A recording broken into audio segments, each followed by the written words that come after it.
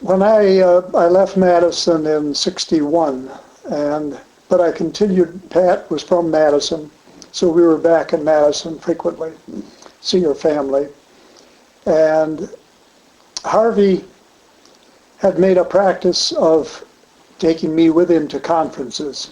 I was his lab assistant for 2 years, and then I taught a full load of pottery classes there for 1 year before I left. And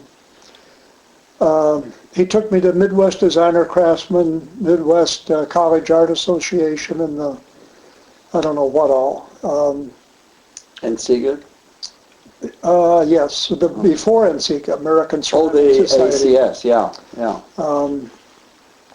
And it continued after I left Madison. I'd go back up and we'd get together and drive to a conference together.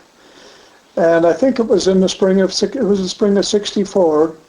I think it was the Midwest College Art Association meeting, and we were at a cocktail party, get together, and I was following along behind him as he was going from chairman to dean to chairman, asking them why they hadn't started a glass program yet.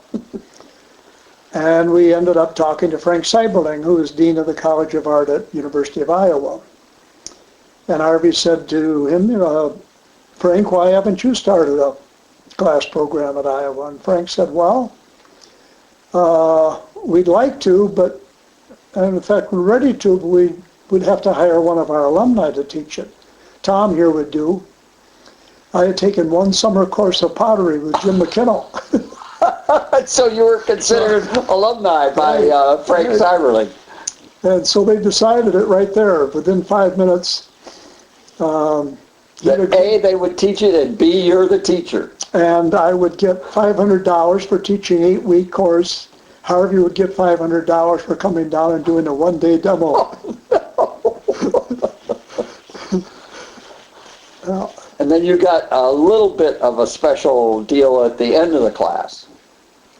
Yeah, I got the blow glass. Where you could use the facility, because that was hard for you, because in Iowa, up in Cornell, where you were teaching, you didn't have a hot shop. No, I was living. Didn't have access to hot glass. Living in a college apartment, and I built a salt kiln outdoors, outside the apartment, and the end of the driveway, and the city declared it a public nuisance and shut it down. I thought nobody noticed the clouds of white smoke coming out of the salt kiln. I told that to Don Wrights once, and he said he also got his salt kiln shut down by Verona. Yeah. No, it was, between summer school ended at early August, and we didn't have to be out of the studio until September, so I think we had 4 weeks. And that first year of '64, that was the second class in the country, after Harvey's class in Madison. And I had blown glass for about 8 hours before that class started. He's not exaggerating. And at the end, I worked there alone for the 4 weeks. But and I remember going down there, trying to blow at night when it was a little cooler. It'd go down to 80 instead of 87. But the humidity went up. Yeah. And I remember driving home back to Mount Vernon, 20 miles, and feeling the windows all open and feeling the humidity coming off the corn. And I think I could almost hear the corn growing. Right. The back of the furnace was about 8 inches, I think, from the wall, which was, I thought, drywall. But the fire inspector came, and he said, no, that's not drywall. And he went over and stuck his finger into it and pulled a hunk of it out. It was crushed corn stalks. He said, it's still highly flammable. Yeah. But he said, you're fine. You left an airspace. Yeah. Don't block that airspace. You've got to have air flowing between the furnace and the wall to keep the wall cool. Wow. We only had 2 blowpipes, 2 sets of tools, and Clayton came over and blew glass, but he didn't want to use the blowpipes because then the students couldn't Yeah. blow, and since he was an instructor, he wasn't supposed to be there. So he'd just pick up a punny, and he'd get this much glass on the punny, and then he put a hole in it and put a wet stick in it and made steam bubble faces. I remember he used a pencil, and then you carried that a lot farther with the, how do you say it in French, Steam bubble vessel. these guys. Yeah.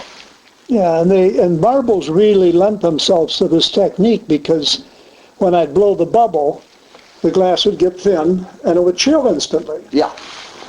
And much later, If it didn't chill, then it would get so thin that it would collapse or Correct. open up.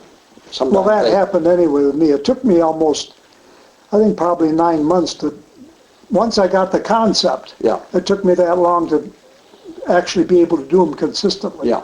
Yeah. That's the trouble of being self-taught.